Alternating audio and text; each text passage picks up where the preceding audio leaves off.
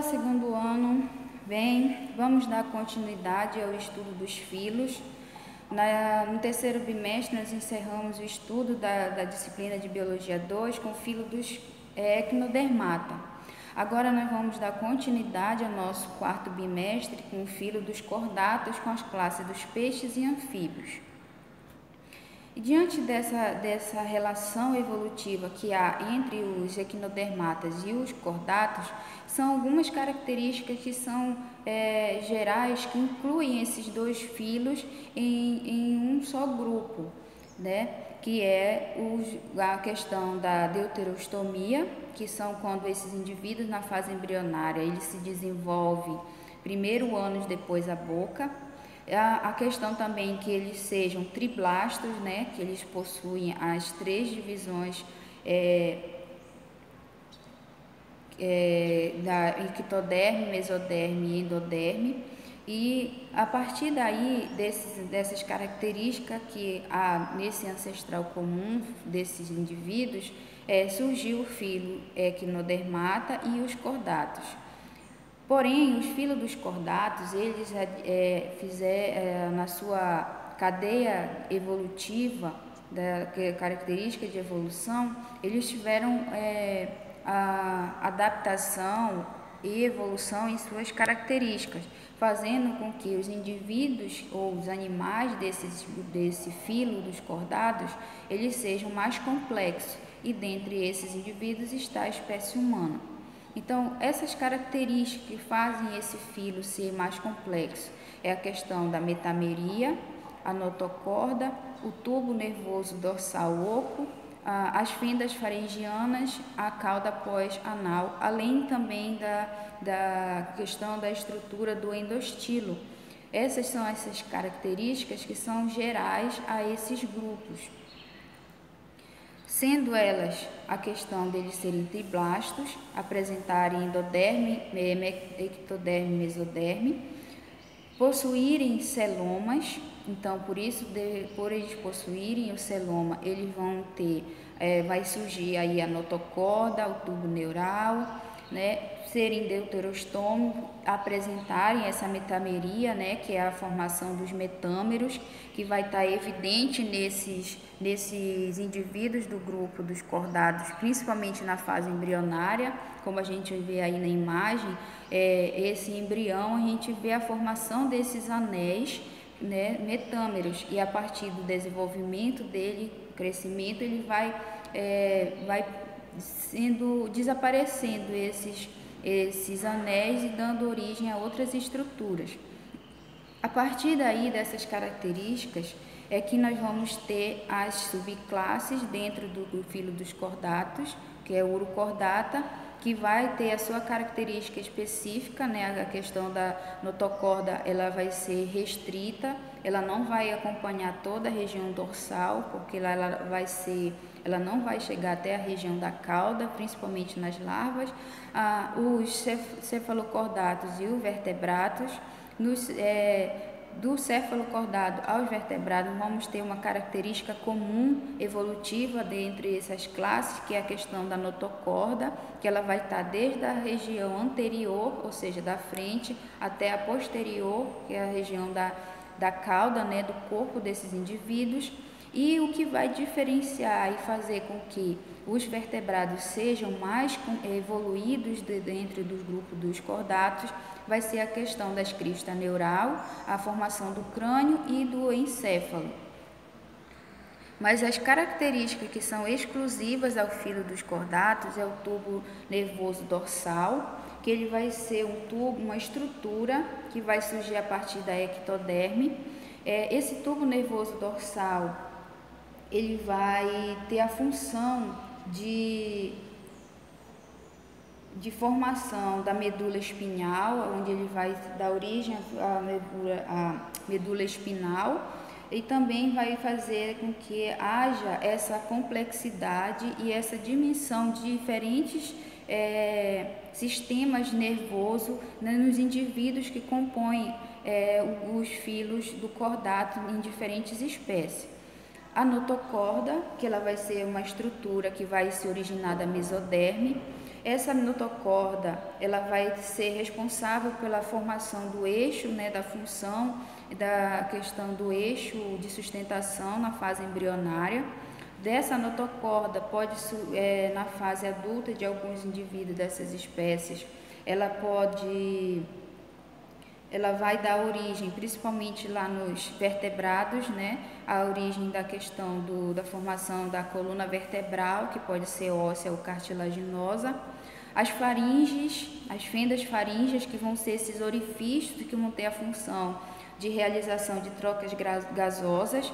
Também ela vai ser complexa porque em alguns indivíduos de algum determinados grupos dos cordatos, ela vai ser, essas fendas faríngeas vai se originar na fase larval, outras vão estar desde a fase larval até a fase adulta, como a gente vai ver aí mais à frente, e a cauda pós-anal. Essa cauda pós-anal, ela vai ser esse alongamento, né, que vai se estender do corpo da parte anterior até a parte anal, da parte do ânus desses indivíduos.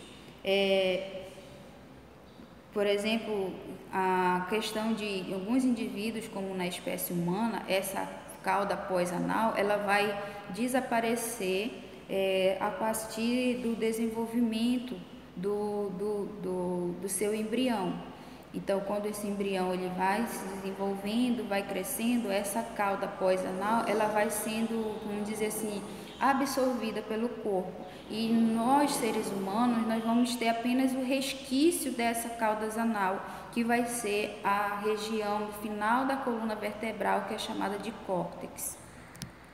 Então, esse tubo nervoso dorsal, na fase embrionária, ele vai ter esse prolongamento desde a parte anterior até a parte posterior desses indivíduos, e em alguns indivíduos esse tubo nervoso dorsal ele vai sofrer uma dilatação. Essa dilatação é a que vai dar origem à formação dos órgãos encefálicos, como o cérebro, o cerebelo, na maioria desses indivíduos dos cordatos. A notocorda, né, que vai ser a parte vai ser a formação de sustentação, aonde vai estar dentro, pode estar incluído, como por exemplo nos seres humanos, a notocorda vai dar origem à coluna vertebral e ela vai servir como uma barreira de proteção para esse tubo nervoso dorsal, que vai ser a medula espinal. As fendas faríngeas, que dentro de algumas espécies, né, de alguns indivíduos do filo cordato, ele vai permanecer da fase embrionária até a fase adulta, e em outras só permanece na fase embrionária. Esses filos cordatos, eles são classificados como o grupo dos protocordatos, que são esses grupo dos protocordatos, eles são uns cordatos evolutivamente mais primitivos. Eles são animais de pequeno porte e são todos marinhos. Então, eles são divididos em dois subfilos, os filos dos cefalocordatos e dos urocordatos, que também são chamados de tunicados. Aí, nos cefalocordatos, nós vamos ter o anfixioco, que esse anfixioco ele vai possuir aproximadamente 5 centímetros de altura. Ele é o membro desse subfilo mais primitivo vivo até hoje no nosso planeta. Então, ele vai possuir essa notocorda, que ela vai persistir durante toda a vida desse animal, e só que ela vai se estender da cabeça até a cauda. Por isso, daí que ele vai dar esse nome de anfixioco, porque ele vai ter a cabeça formada pela estrutura de um cordão. Aí a gente vê o esquema desse anfixioco. Esse anfixioco ele vai ter essa notocorda como se fosse a formação da coluna vertebral, e dentro dela, dessa notocorda, dessa coluna vertebral aí primitiva, ele vai ter o tubo nervoso dorsal. São filtradores e vivem semi-enterrados na areia. Nós vamos também ter, desses subfílios, os urocordatos, ou chamados de tunicados. Temos as assídeas, que vão ter aproximadamente 8 centímetros de altura. A notocorda e o tendão nervoso dorsal só existem nela na fase larval, e a notocorda existe somente na região da cauda, ou seja, ela é só na parte posterior desses indivíduos. Então, aí observando na nossa imagem de esquema, na fase larval, a notocorda ela vai desde a parte posterior até a cauda, e quando ela já está na fase adulta, essa notocorda e o tendão nervoso dorsal, eles ficam somente na parte posterior, ou seja, na parte de baixo, na parte embaixo da estrutura desses indivíduos. São também animais filtradores e vivem fixados em rochas e outros substratos. Possui essa túnica, essa túnica é como se fosse um esqueleto que vai dar sustentação ao corpo desse indivíduo. Aí nós temos a assídia na fase adulta e aqui ela na fase larval. Aí nós vamos ter os subfilos, que vão classificar o subfilo dos vertebrata ou dos craniatas, que vão possuir 7 classes. Dentro dessas 7 classes nós temos os ciclotomas, que são chamados de agnatos, que são os indivíduos que não possuem mandíbula. Nós vamos ter aí os gnatostomados, que são os indivíduos que possuem mandíbula, onde nós temos os condríticos, os osteíticos, anfíbios, répteis, aves e mamíferos. Nós vamos ter dentro dessas subclasses os condríticos e os osteíticos, que é o que nós vamos falar nessa aula de hoje, que é o grupo dos peixes, e muitas vezes esse grupo é considerado como uma classe. E nós vamos ter aí o grupo dos tetrápodas, que são os anfíbios, répteis, aves e mamíferos. Esse filo, ele vai possuir, dos vertebrata, ele vai possuir tecido tanto cartilaginoso quanto ósseo.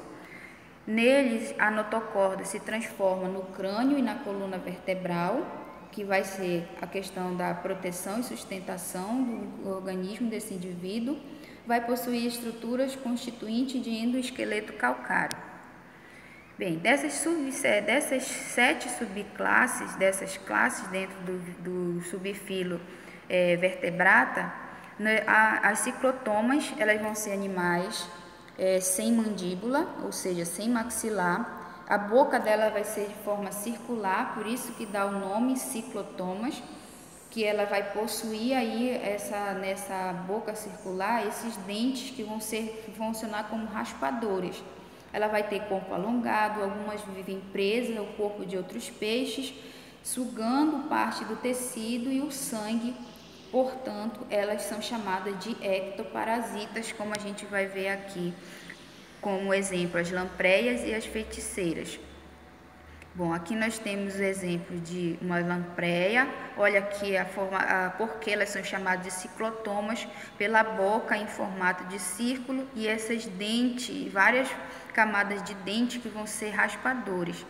E esses dentes, elas fixam em outro organismo, por isso que elas são chamadas de ectoparasita, que é onde elas fixam essa boca, elas acabam consumindo todo o tecido muscular, sanguíneo, causando a morte desses indivíduos aí. Por isso que elas são chamadas de ectoparasita. Nós vamos ter os condrícti, que são peixes com esqueleto cartilaginoso, condros, que significa do grego cartilagem, e ictios, que significa peixes. Nós vamos ter como exemplo dessa classe tubarões, arraia, cações. Nelas, a maioria desses indivíduos que compõem essa classe são predadores e de hábito marinho. São organismo dioico, tem o macho e a fêmea, ocorre por fecundação interna, a reprodução deles. O desenvolvimento embrionário é direto. A maioria desses indivíduos dessa classe a maioria são vivíparas, poucas são ovíparas. Aí nós vamos ter aí os exemplos desses indivíduos que formam a classe dos condrictes. Nós vamos ter a classe dos osteítes, que são peixes com esqueleto ósseo, ósteo, que significa osso, e icte, peixe ósseo. Aí vamos ter nos osteítes, vão possuir uma diversidade muito maior de indivíduos do que na condrictes. Aí vão ter todos os peixes ósseos, lambari, salmão, sardinha, bagre, tainha e entre outras espécies. Aí falando da questão da estrutura e fisiologia dos condrictes, que são os peixes cartilaginosos. Na questão da cobertura do corpo, eles têm o corpo recoberto por escamas placoides ou dentículos dérmicos de origem dermo-epidérmica, ou seja, ele vai produzir essas placas, essas escamas placoides com espinhos, ela vai produzir uma ação conjunta, vai estar ligado entre a derme e a epiderme desse indivíduo, que vai fazer uma função semelhante à do dente em toda a camada de cobertura desse indivíduo.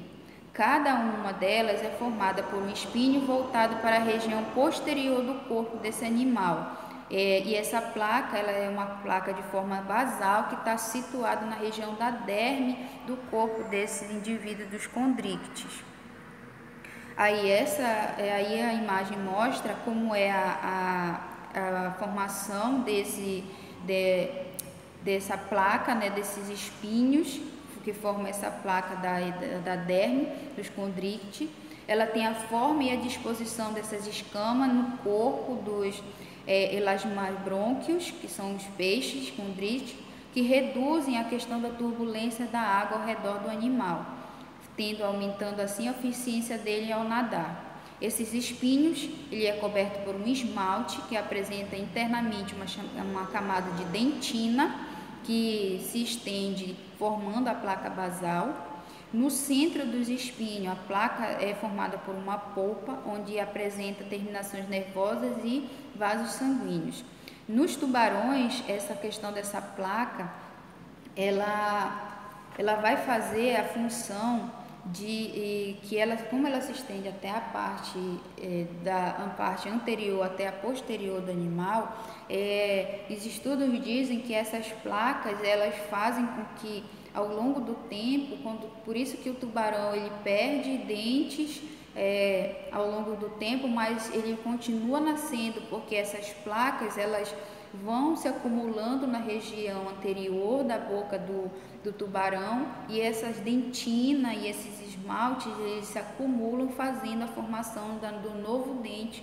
Por isso que ela é chamada de placa basal, que ela vai se acumulando na região anterior do tubarão. Nos tubarões e cação, eles vão ter duas nadadeiras dorsais, dois pares de nadadeiras ventrais, uma que é na região anterior do corpo, que são as nadadeiras peitorais, e nas posteriores as nadadeiras pélvicas. Há também a nadadeira caudal, ela vai ser mais achatada e assimétrica. Com isso, ela vai ser denominada heterocerca, que através dessa nadadeira caudal é que o tubarão ele tende a proporcionar ele na água maior velocidade. As narinas, que são dois orifícios nas regiões encefálicas e não possuem função de respiração.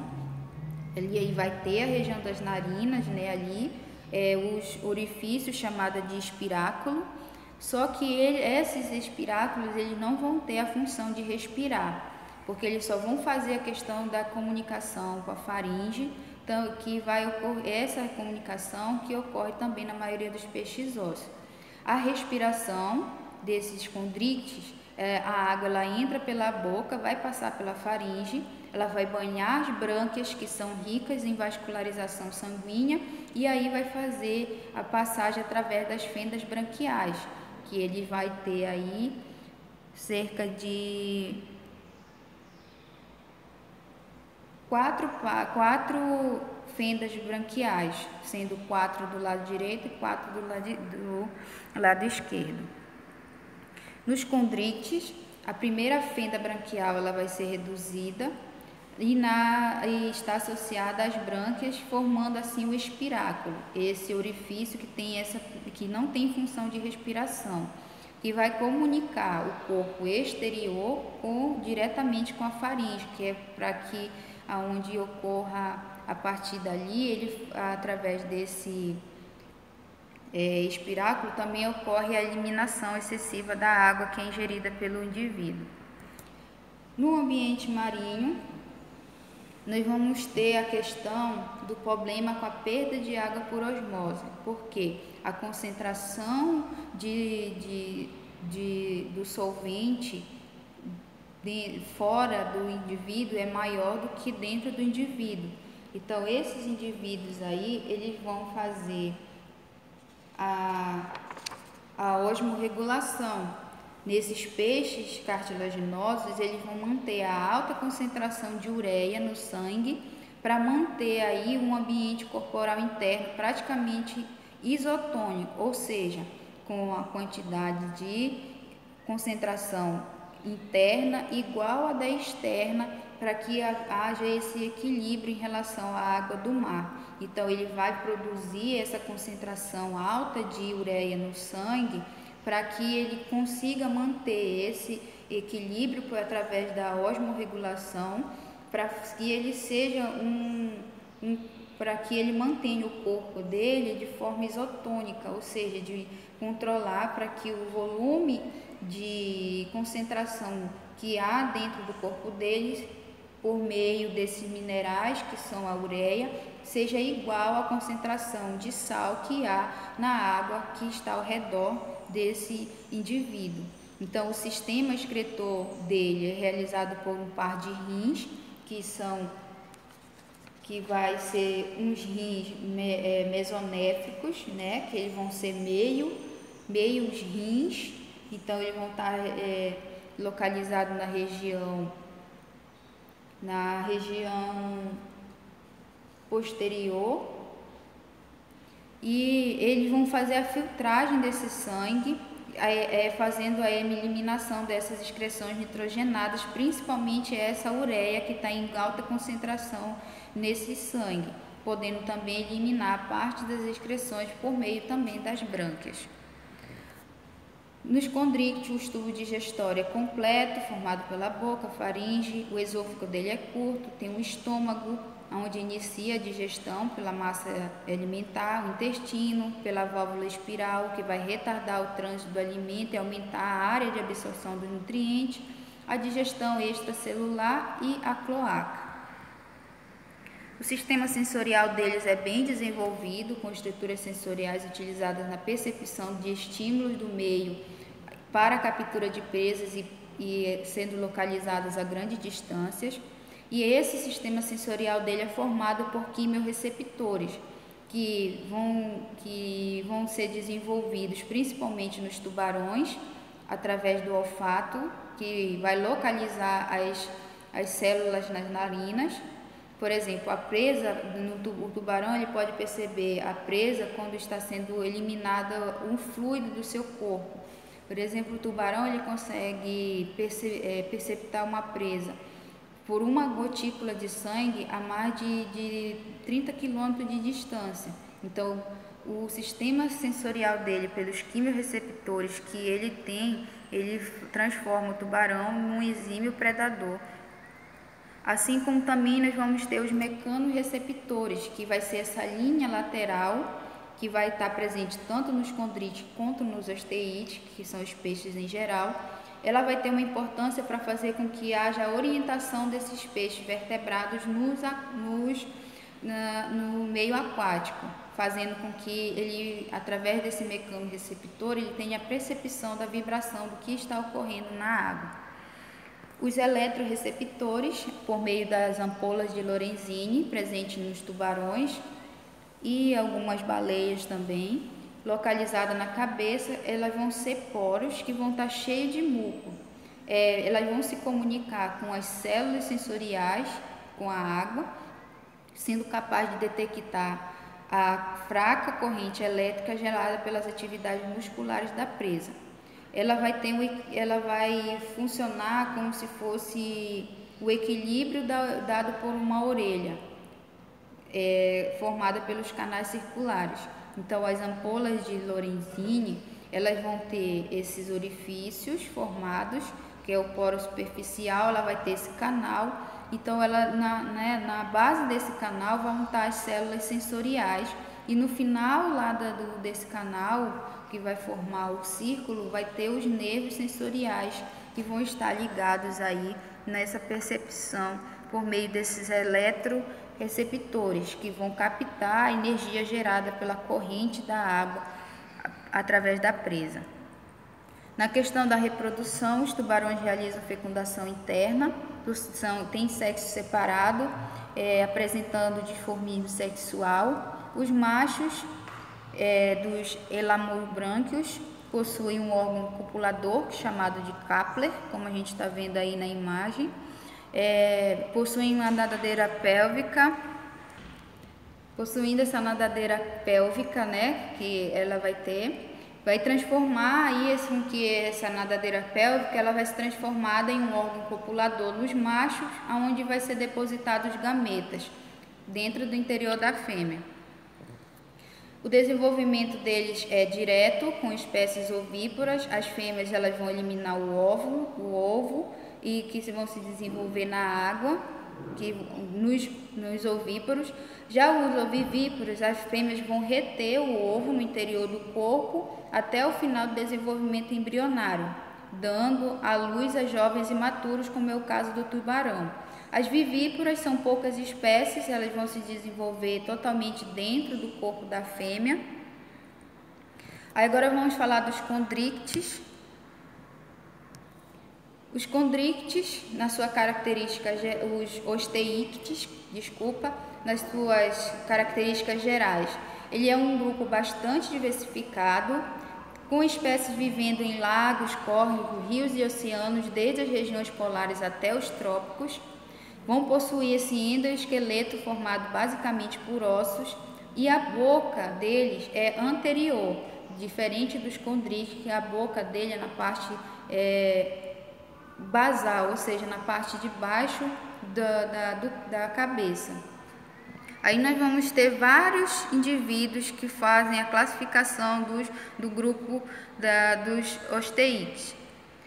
Quanto à sua anatomia e filogenia, eles vão ter sistema respiratório, a respiração deles por forma branquial. Essas brânquias elas vão ser especializadas para retirar o oxigênio dissolvido na água, e é preciso que exista um fluxo de água que passe por essas brânquias para que faça a oxigenação, como a gente vê aí.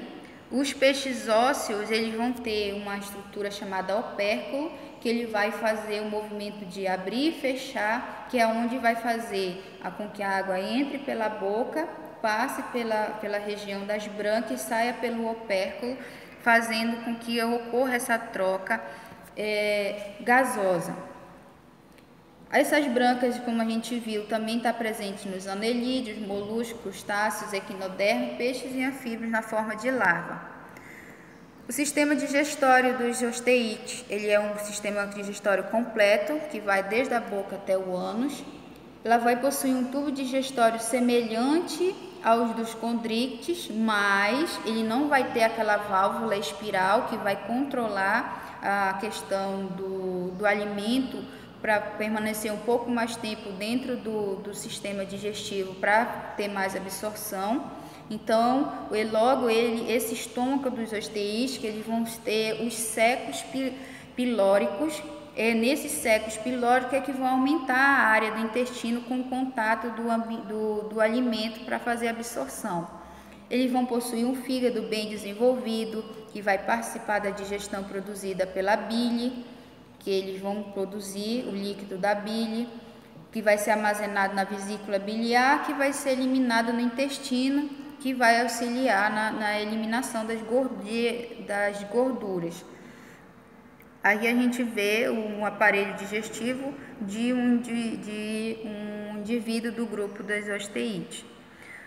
O sistema circulatório dele é fechado, formado por vasos sanguíneos. O coração dele vai ter duas cavidades, onde vai ser um átrio e um ventrículo. Ele vai possuir uma circulação simples, onde o sangue ele vai passar uma única vez pelo coração a cada ciclo do corpo, ou seja, ele passa pelo coração na circulação simples e passa pelas cavidades pilares, aí passa pelos órgãos, pelos tecidos para a oxigenação e volta novamente para o coração. A circulação dele é considerada completa porque não ocorre a mistura do sangue nem arterial e venoso no coração, apesar dele ter só duas cavidades. E essa relação dos sistemas respiratório e circulatório está devido à questão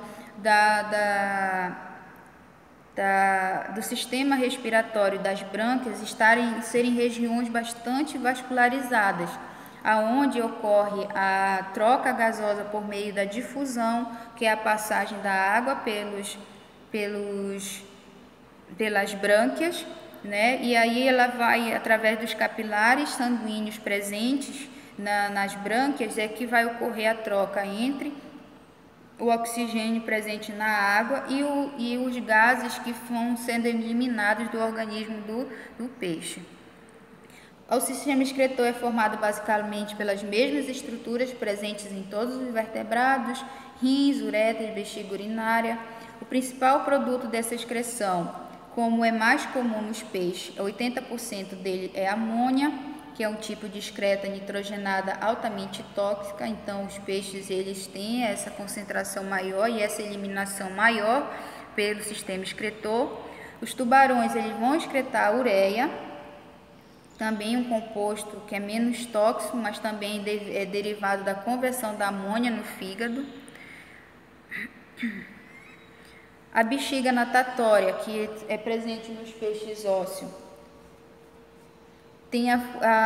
é como se fosse uma bolsa interna para a parede que se enche de gás para controlar a flutuação desses peixes, permitindo que eles se mantenham em diferentes profundidades, subindo e descendo sem ter que se desprender, sem desperdiçar muita energia.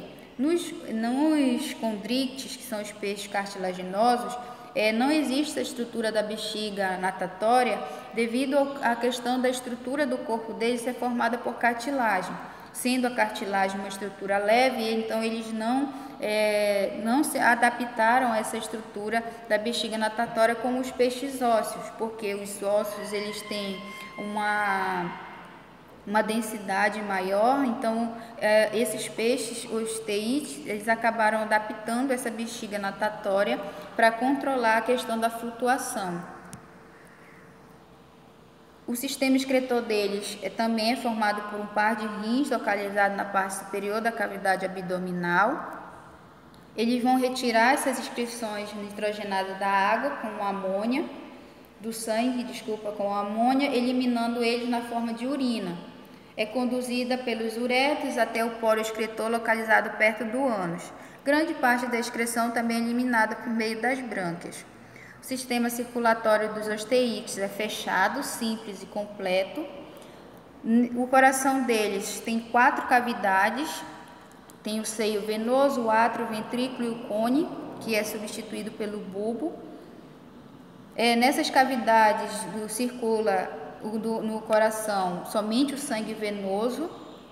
O sangue arterial ele vai circular, ele vai vir diretamente das brânquias e vai logo circular diretamente pelo corpo desse indivíduo. E aí, como ele vai perdendo a oxigenação, o oxigênio ao longo do seu trajeto no corpo desse peixe, ele vai voltar como sangue venoso e vai passar pelo coração, para ser bombeado novamente na região das brânquias para receber a oxigenação por meio da água. Então, essa circulação do sangue passa pelos filamentos branquiais, que ocorre no sentido contrário da circulação da água, ou seja, contra a corrente. Se Se a circulação da água entra pela direita, o sangue vem pela esquerda para fazer esse processo da contracorrente. O sentido deles também é pela linha lateral, que é situada na parte bilateral, tem a detecção das variações da pressão da água ao seu redor. Ela também é combinada a questão da audição, que pode pressentir as chuvas, trovões, qualquer modificações climáticas. Certas espécies, elas também utilizam a linha lateral para se acasalar e se reproduzir, por meio das sensações. Na questão do olfato, eles vão possuir essas aberturas nasais entre os olhos, que vão estar protegidas por uma válvula que vão regular a entrada e a saída da água. Ele está diretamente ligado com a questão do paladar, por isso ele tem essa questão dessa percepção de cheiro, que está ligada diretamente ao gosto. Na reprodução, os osteídeos são dioicos, tem fecundação externa, ou seja, a fêmea libera o óvulo e o macho libera o espermatozoide na água para ocorrer a fecundação. A maioria são ovíparos, tem o desenvolvimento também direto, e os filhotinhos deles, como são liberados fora do corpo, são chamados de alevino. Agora vamos falar das classes dos anfíbios. De 4 caracteres, como nós vamos falar dos anfíbios, responda no seu caderno. De 4 caracteres ou 4 características que distinguem os peixes cartilaginosos dos peixes ósseos. Essa copie no seu caderno, responda para ser entregue no final da aula. Então vamos falar da questão evolutiva. O mais antigo fóssil conhecido tem cerca de 365 milhões de anos, que é chamado de Acantostega, viveu no período devoniano e possivelmente ele foi o ancestral precursor dos primeiros anfíbios que surgiram entre 409 e 360 milhões de anos atrás. Ele vai dar forma aos primeiros vertebrados que conquistaram o ambiente terrestre. Aí na imagem é uma montagem, de como seria esse Acantostega, que seria o ancestral que deu origem aos primeiros vertebrados terrestres. Nas características gerais dos anfíbios, são animais restritos a ambientes úmidos ou aquáticos, dependem da água para se reproduzir. Há aquelas exceções, alguns anuros, salamandras, eles ocorrem em regiões desérticas, então eles são capazes de ficar até 10 meses do ano em abrigos úmidos no solo, ou seja, enterrados, saindo apenas nas épocas de chuva, enquanto se alimentam, crescem e se reproduzem. Surgem na escala evolutiva desses anfíbios as pálpebras móveis e as glândulas lacrimais, que vão ser utilizadas para lubrificar, limpar e proteger os olhos desses indivíduos. Eles são chamados de pecilotérmicos porque eles vão ter a temperatura corpórea dele, vai variar de acordo com a temperatura do ambiente onde ele se encontra. Os tamanhos variam entre cerca de 1 centímetro em certas rãs e mais de 1,5 metro em certas salamandras e apóides. No grupo de alguns indivíduos, como os anuros, salamandras, os adultos eles capturam sua presa por meio da língua. Então ele vai ter essa presa, essa região anterior da boca, e é lançada rapidamente para fora. A ponta dessa língua é viscosa, que consegue prender a vítima, e ele recolhe essa língua que vai trazer a presa até a boca. Nos anuros, principalmente, eles vão ter esses orifícios no céu da boca chamados de coanas. E ao longo dessa região da boca, ao longo da estrutura do maxilar dela, vai ter vários dentículos. Alguns desses anuros, desses anfíbios, vão apresentar veneno na pele, como uma glândula venenosa, como é o caso da glândula do cururu, que pode matar animais até seres humanos. Essas glândulas com venenos, elas se concentram principalmente em forma de pares de estruturas, chamadas de glândulas paratoides, presente em muitos dos anuros, como o sapo. Seu sistema esquelético, ele é composto nos anuros, ele é compacto, da maioria dos anfíbios, ele é um esqueleto compacto, vai possuir uma coluna vertebral bem curta, como a gente observa aí, e ela vai ser muito rígida. Essas vértebras posteriores, elas vão sofrer uma fusão, elas vão ser fundidas, que vai formar essa estrutura alongada que a gente está vendo aí na seta vermelha, chamada de uroestíolo. Esse uroestíolo está presente em quase todos os indivíduos da classe dos anuros. A pelve e o uroestíolo, eles configuram uma rigidez e a parte posterior do tronco. Quem já pegou um sapo, quando ele vai pegar na parte traseira, você observa, você consegue sentir essa estrutura da pelve e do uroestíolo, que é uma estrutura bem rígida, bem dura. Bom, vamos terminar de concretizar a fisiologia geral desses anfíbios. Ele tem um sistema tegumentar, ou seja, uma pele fina e permeável, vai depender da água ou de umidade, alguns indivíduos. A pele possui muitas glândulas mucosas que vão auxiliar na manutenção dessa umidade. Seu sistema respiratório é por brânquias na fase larval, nos girinos. Os adultos, eles vão ter essa respiração pulmonar e cutânea, ou seja, vai ter um pulmão de forma rudimentar. Sistema circulatório, o coração vão ter 3 cavidades, 2 átrios e um ventrículo. A circulação é dupla e incompleta. O sistema excretor, os girinos vão excretar amônia, os adultos excretam ureia em grande quantidade na água, por isso tem esse problema de manter essa hidratação corpórea. O sistema respiratório e circulatório não vai permitir a questão do metabolismo desses indivíduos, desses anfíbios, seja eficiente, tendo que manter aí essa temperatura corporal de forma independente da temperatura ambiente. Por isso, eles são caracterizados de animais de sangue frio, ou também chamado de pecilotérmicos ou heterotérmicos. A questão da reprodução, ele ocorre por fecundação externa. Os ovos não têm casca protetora contra a questão da desidratação, são depositados na água. Depois que eles eclodem, sofrem,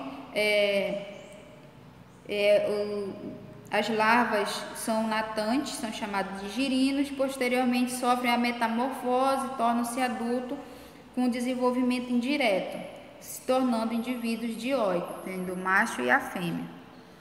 Responda no seu caderno. Dê 2 características de anfíbios que justifiquem por que a maioria desses animais tem vida restrita a ambientes úmidos. Explique a sua resposta. Assim como a resposta de peixe, a pergunta sobre peixe, vocês vão responder no caderno essa pergunta sobre a classe dos anfíbios e entregar até o final da nossa aula de hoje. Existe basicamente 3 ordens importantes dentro da classe anfíbia. Nós temos os anuros, que são os indivíduos sem caudas, que vão estar envolvidos os sapos, as rãs, as pererecas. Nós vamos ter as urodelas, que são os indivíduos com caudas, que são são os indivíduos que são as salamandras. Elas vão viver desde o hemisfério norte, perto de riachos e lagos. Os ápodas, ou chamados de gimnofionas, que são os anfíbios sem patas, como a cobra cega, que vão viver enterradas no solo, vão se alimentar de pequenos invertebrados, e os olhos delas são os olhos rudimentares, são olhos sem pálpebras, como a gente vê aí na nossa imagem. E, encerrando, nós temos a atividade do nosso livro, do módulo 3, na página 582 e 583, somente praticando para ser entregue na próxima aula da semana que vem. Até a próxima!